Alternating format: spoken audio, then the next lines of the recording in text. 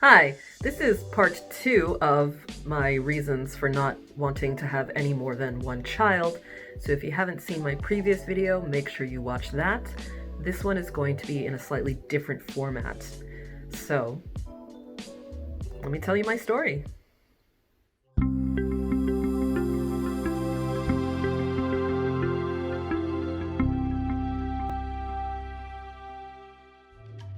Hi, I'm Leslie, and I am a life coach reporting here from my little studio in Tenerife, which is a suburb of Brisbane, Australia. I am also the mother of a very amazing 4-year-old girl, and that's where it's going to end for me. I'm not going to have any more children. In my previous video, I addressed some frequently asked questions and frequently made comments about my decision to be one and done. In this one, I'm going to talk more about why I have chosen and why my husband has chosen to just stop at one child. I want to preface it by explaining that when we were deciding on starting a family in the form of procreating, I didn't necessarily see myself as parenting one child. I kind of saw, the possibility of having a second one, but probably no more than that. But what ended up happening was a lot of different circumstances that gave me time to stop and reflect about what I really wanted out of parenthood. My pregnancy with my daughter was very traumatic. My labor and delivery were very traumatic as well. And before my pregnancy with my daughter, I had 4 miscarriages. But that is not the reason that I've chosen to not have any more kids. In fact, when people ask me why we only have one daughter, I usually leave that fact out of the conversation entirely. Or I just save it to some other point in the conversation, mainly because for some reason, people who really can't wrap their heads around choosing to just have one child, somehow that becomes the only valid reason for people. And I resent that sometimes, because I think my reasons outside of the difficulty of bringing my daughter into the world are completely valid. And not only that, they should be considered, they should be respected, and people should think a lot longer and harder about the decision to have more than one child. I think for some people it's the expected thing to do, so they just do it. Or they think, well, you need to have a kid, or you need to have another kid because if you don't, the first one will be lonely. Again, watch part 1 for my response to that whole sentiment. One benefit, silver lining of my traumatic pregnancy experiences is that I was forced to really examine how far I was willing to go to A, have the one child I do have, and why I wanted to have this child. If I could keep trying and trying and trying, if it was what I really wanted. It gave me time to understand that yes, in fact, it was what I wanted. And once I had my daughter, it became pretty clear pretty quickly that all of the trauma that I had experienced to get to her is something that I could potentially face again if I were to choose to continue down the path of, breeding more children. I was kind of stuck at 95% certainty that I didn't want to have any more kids. And the fact that I wasn't at 100% made me really have to examine, really look inwards and figure out where that tiny shred of doubt was coming from.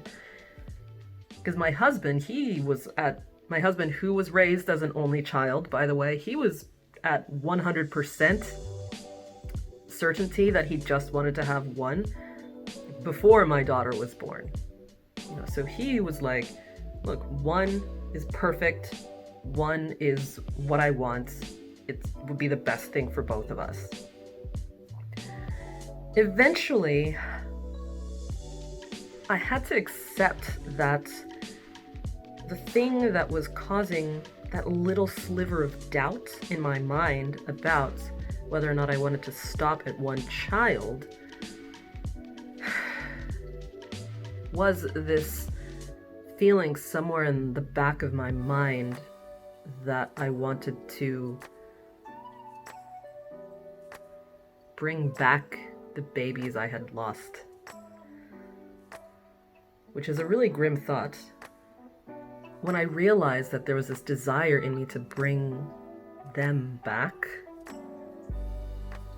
I was then able to accept that, like, well, that's a physical impossibility. I'm never going to bring those children back. So once I was able to recognize that within myself, I was like, oh, wow, far out. Okay, that's where that hesitation is coming from. And I say hesitation, but again, I was at 95%. It wasn't like a 50-50 thing. It was 95. But that's what helped me hit 100% certainty. And once I hit 100%, it was like straight up to 120%. It was just like, whoosh. It all just made sense. It's like it cleared away this massive fog. Some of the reasons that I feel so confident that just having one child is the right thing for myself and for my husband. There are a lot of them, so I'll list just a few, so this video doesn't turn into a 3-hour whatever. One reason is that our daughter, she'll always have the best of us. If we were to have a second child, I don't see myself having the same capacity to give that child the same childhood that our daughter is getting, because we have time, we have flexibility, we have freedom. I'm running a business full time. If we need to make some changes relating to childcare or something, comes up business related, it's much less complicated to arrange for someone to have her over than it would be to have multiple kids. So that makes situations like that much more straightforward. Another thing that I really love about just having one kid is that we don't have to dilute our resources. And by that, I mean our time, our emotional resources, our financial resources. It all goes to the one child. So there's less of a balancing act that has to happen when you're planning for future children. That also means less in the way of financial gymnastics. And by that I mean thinking ahead to the things that we will be investing in for our daughter that we don't need to worry about investing in for another child. Things like hobbies, childcare is a big one. A future university education. If we want to help her buy property someday, we don't have to then consider like, okay, well, can we do it for both kids? It's just not something we're gonna have to deal with. And to me, that frees up a lot of that anxiety around what her financial future might be. Because she's also the sole heir of a sole heir, that being my husband. And so I feel like, she's gonna be fine. She's gonna be fine. I don't have to worry about her battling with another sibling over inheritance or anything like that. So it's just a worry that I don't have to hold on to. But we also really love our little team of three. You know, our daughter is 4 years old, and she's at an age where she's just, I mean, she's, she, but she's so fun and imaginative and playful, and my husband and I are very playful and imaginative people as well. We don't stress ourselves out working ourselves to the bone, and we give her that time, that playfulness, that silliness, and we really spend that time with her in a way that it makes our family feel complete. And the people that we bring into our lives in the form of friends, in the form of our friends' children, we've cultivated this community around our daughter that I for one take very seriously. And that's a stepping stone to her having her chosen family, her chosen siblings as she grows up. And that's something that my husband, growing up as an only child, experienced as well. He chose his siblings. He's got very tight bonds with some people that he's had his whole life. And it's such a beautiful thing to witness.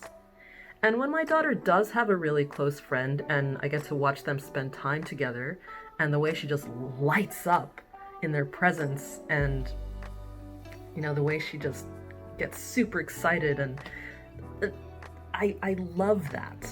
I try to have her around other kids as much as possible, but it still feels like, I don't know, different and special when she has that close one-on-one time, or little group playtime with kids she doesn't see every single day like she would with a sibling. And then when she's tired herself out during that session of play, we hang out at the house.